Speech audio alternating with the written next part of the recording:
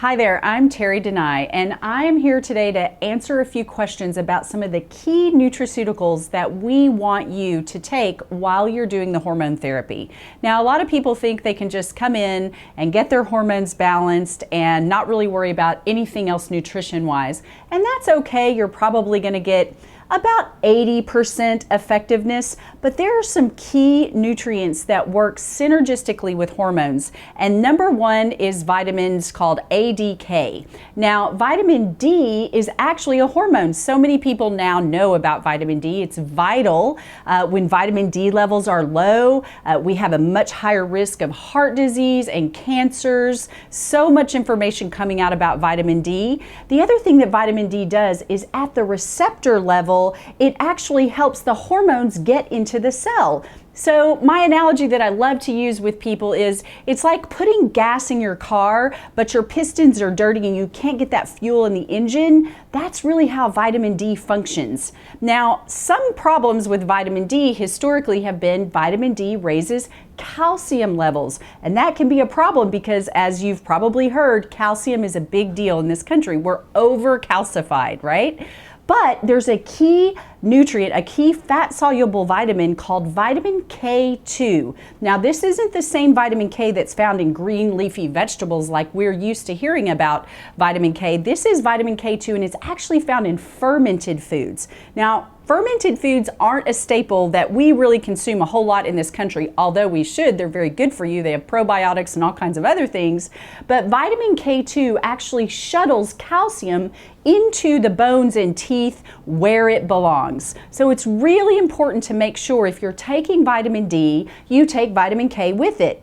Now, vitamin A is an important vitamin to take with vitamin D because vitamin A and D offset each other from the standpoint of getting too much. The other thing that vitamin A does is it shuttles excess calcium out of the urinary system. So those three things together, A, D, and K, are a very important part of your hormone therapy.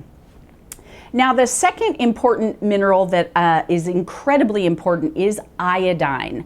We are iodine deficient terribly in this country, especially since the 70s, because they used to fortify baked goods in this country with iodine. Now we don't anymore.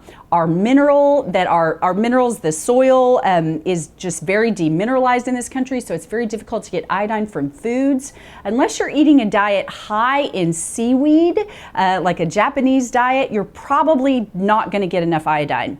Now, why is iodine important? Well, iodine is so important because of your thyroid. Your thyroid needs iodine to function properly.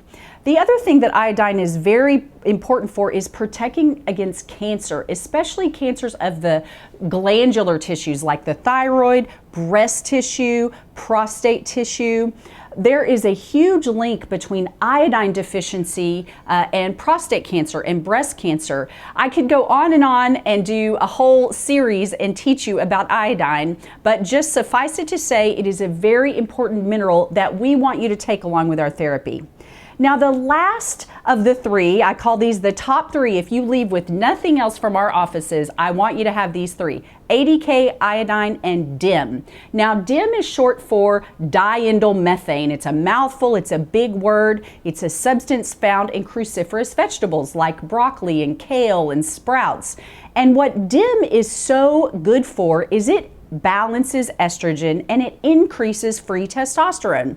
So for our patients that are spending a lot of time and resources on getting their hormones balanced, you definitely want to make DIM a part of that regime because you really get more bang for your buck.